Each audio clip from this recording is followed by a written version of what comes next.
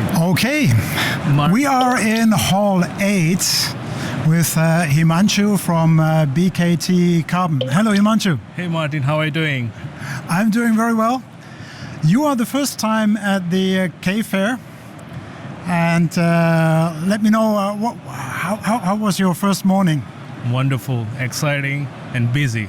This is what I can say. The first time, as a participant over here, but I think meeting all the team and diaspora over here is exciting. Great feeling. Excellent to hear. You are BKT Carbon. You're a carbon black maker that is integrated into a tire company, BKT Tyre. Can you tell us a little bit about the company's history? Oh, well, if you know about BKT Tires and BKT Carbon is driven based on sustainability model that BKT universe is all about, right? Means we produce our product vertically integrated. At the same time, this is a platform we are using just to launch our specialty product portfolio, because we feel, as we know the good products we are using in-house is also especially, highly, let's say, important for our partners as well. So this is a good platform to showcase those solutions. That's a very good topic. So in tires, of course, your mother company is using ASTM grades, rubber grades.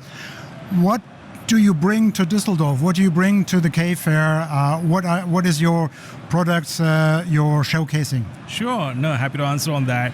The key product is a specialty, as you all know, is a performance product, right? Performance comes from the dispersion, getting, in the extreme conditions where, or you say weathering, BKT knows basically, because our end products are used in those applications.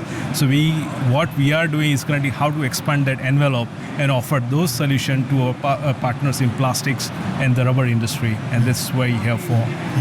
What kind of properties distinguish the specialty grade from the, let's say, rubber grade? We could use a 200 grade truck tread grade in plastics. It would be very good. Yeah. P-type is around the 200, 100 ASTM, but there's more to it. Sure.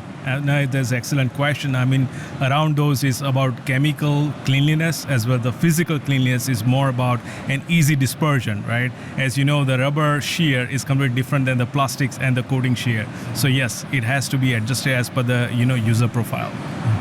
Excellent. What kind of end applications are you targeting here? Well, we have products, for the classic, the plastic molded articles, the films, conductives, as well as for the semicon application, as well as for the fibers. So those are the key fundamental products that we have. And we also have a couple of experimental products which we are discussing with the partners, and we want to develop along those. That sounds very exciting. Thank you, Martin. Anything else you want to tell our watchers? Any key message? Welcome to Bhuj. Welcome to India. Seeing is believing, what I feel. And once you're gonna, Martin, you're welcome to visit us. And where we have very well integrated, well-running sustainable model. And once you see that, our tire as well as also carbon black manufacturing unit, nicely integrated, you will see what we are talking and why it matters. One challenging question, if I may ask. Sure. So what I find interesting is, I would say India is one of the most dynamic economies, especially in carbon black. Yeah. There's a new kid on the block, Epsilon Carbon. Also, there's a presence in European specialty markets. What I find interesting with Epsilon is integration into RCB. How do you see RCB? And maybe it's an unfair question. You just need to tell me if it's unfair. How do you think of RCB potential? And what is the stance of BKT Carbon towards RCB? No, it's a great question. And again, RCB is gonna be here and for long, and we all know how to take care of the the used tires, and RCB is one of the answer for it. how well we can develop that RCB into the good performing product, so that it's not causing further stress for our compounders. I think this is the solution we need to develop together, right? So I think we need to join forces in developing those solutions together. That sounds good.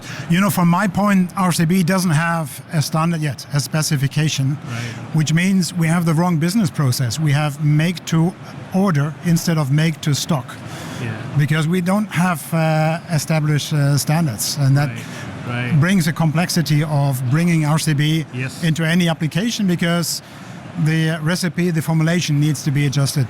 That's right, because it has certain limitation. If you cross that limitation, there are some performance challenges what I see across the different compounds. So yes, having those specification will more or less standardize the fear of using more and more RCB. So having standardization will boost the confidence of the compounders for sure. For sure. Thank you so much, Himanshu. Have a great K Fair. Thank you. Same to you. Thank you.